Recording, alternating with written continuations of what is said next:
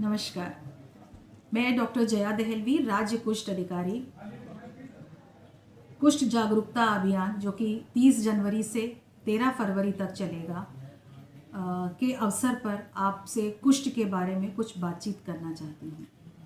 कुष्ठ रोग Mycobacterium leprae नामक बैक्टीरिया से फैलता है। ये आनुवांशिक रोग नहीं है, ये बैक्टीरिया से फैलता है। और जिस प्रकार टीबी एक बैक्टीरिया से होती है, ठीक उसी प्रकार ये भी ड्रॉपलेट इन्फेक्शन है। खांसी, थूक, खखार, इन चीज़ों से ये फैलता है। जैसे कि लोगों में धारणा है शायद ये छूने से होता है, छूने से ये बिल्कुल भी नहीं होता। और ये संक्रामक रोग है, लेकिन इसकी संक्रामकता अन्य किसी भी बीमारी से बहुत कम है। इसका इंक्यूबेशन पीरियड भी 2 से 5 वर्ष है और ये बहुत धीरे धीरे फैलता है। इसको जैसा कि लोग सोचते हैं कि यदि कुष्ठ के मरीज से हाथ मिलाएंगे या उसके साथ बैठेंगे तो कुष्ठ उन्हें भी हो जाएगा, इसकी संभावना नगण्य है। कुष्ठ ऐसे बिल्कुल भी नहीं होता है। कुष्ठ को जितनी जल्दी संभव हो डिटेक्ट करके और संदर्भित करना चाहिए किसी भी सरकारी अस्पताल में, जहाँ की इसका इलाज मुफ्त होता है।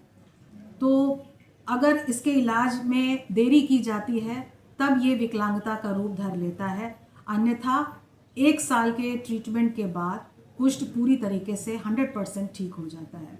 कुष्ठ के शुरुआती लक्षण होते हैं त्वचा के रंग से हल्के दाग धब्बे, जिनमें सुन्नता हो और पैरों हाथों में झंझनाहट यदि महसूस होती है, पैरों से चप्पल गिर जाती है या चलते चलते कलम लिखते लिखते कलम छूट जाता है, इस प्रकार की दिक्कतें यदि होती हैं, गरम ठंडा एहसास नहीं होता है, तो आप एक शक कर सकते हैं कि आपको कहीं कुष्ठ तो नहीं है।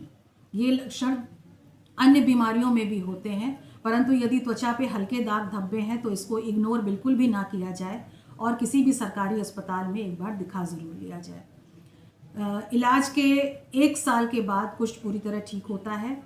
बीच में यदि कोई दिक्कत होती है तो भी आप इसको दिखा सकते हैं। और ऐसे मरीजों के साथ में भेदभाव की नीति बिल्कुल भी नहीं अपनानी चाहिए, क्योंकि मैंने पहले भी बताया कि ये बैक्टीरियल इन्फेक्शन है।